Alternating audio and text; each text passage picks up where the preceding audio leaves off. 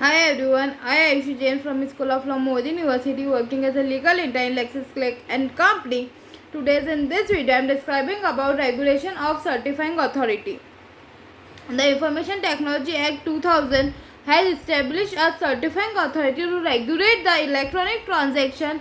In this video we will look at the various aspects of regulation of certifying authority. First, we deal with Section 17, appointment of the controller and the other officers. The central government may appoint a controller or of a certified authority after notifying the official gazette. They may also appoint deputy controller and assistant controller as it deems fit. Second point, the controller discharge his responsibility subject to the general control and also direct of the central government. Third, the deputy controller and assistant controller shall perform the function assigned to them by the controller under the general superintendence and also control of the controller. Fourth point, the qualification and experience and the term and condition of the services of controller, deputy controller, assistant controller shall be such as may be prescribed by the central government. Second last point for this topic, this head, the head office and the branch office of the controller shall be at the same place as the central government may specify, and this may be established at such places as the central government may think fit. Last point, there shall be a seal of office of the controller. Second, we deal with Section 18, which says function of the controller. A controller performs some or the following functions. First, supervising the activity of certified authority and also certify their public key. Lay down the standard that certifying authority follows. Third, specify the following. First, qualification and also experience required of the employees of all certifying authority. B, condition that the certifying authority must follow for conducting business. C, the content of the printed, written or also visual material and advertisement in respect of the digital signature and the public key. D, the form and the content of a digital signature certificate and the key. Fifth, the following and the manner in which certifying authority maintain the account. The sixth point, terms and conditions for the appointment of the auditor and their recruitment.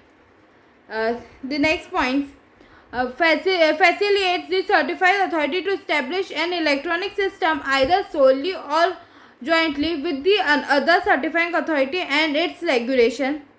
So, specify the manner in which the certified authority deal with the subscriber.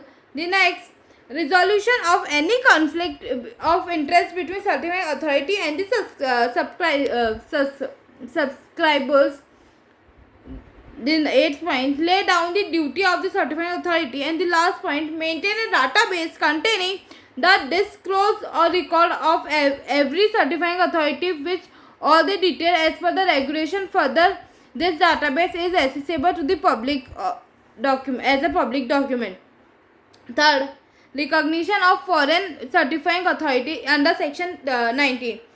A controller has the right to recognize any foreign certifying authority as a certifying authority for the purpose of the IT Act 2000.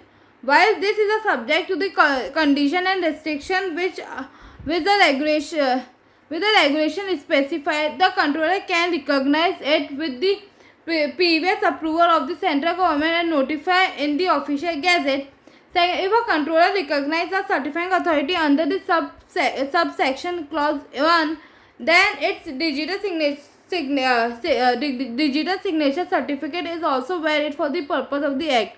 The last, if the controller feels that any certifying authority has contravened any condition or restriction of recognition under subsection clause 1, then he can revoke the recognition. However, he need to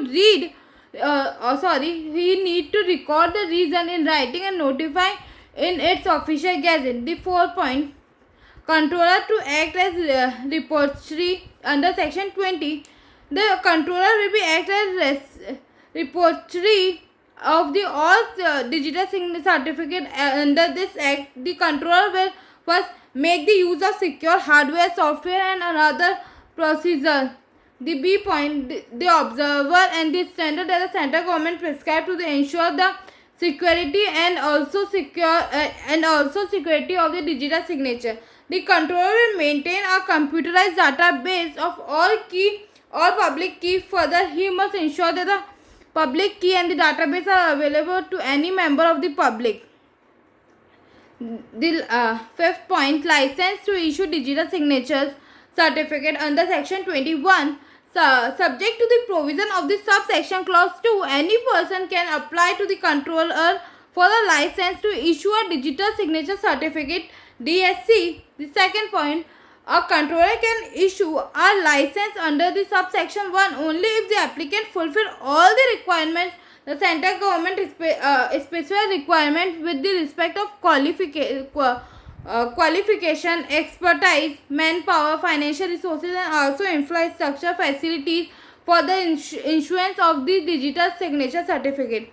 Third, a license granted under this section is valid for the purpose of the central government specified, not transferable or inheritable. See, subject to the term and condition that is regulatory specified. The last topic we discuss in this video is power to investigate contraventions. Under section 28, the controller or any other officer that he authorized will investigate any contravention of the provision, rules, regulation of the act. Second, the controller or any other officer that he authorized will also exercise the power conferred on income tax authority under the chapter 13 of the Income Tax Act 1961. Also, the exercise of the power will be limited according to the act. Thank you.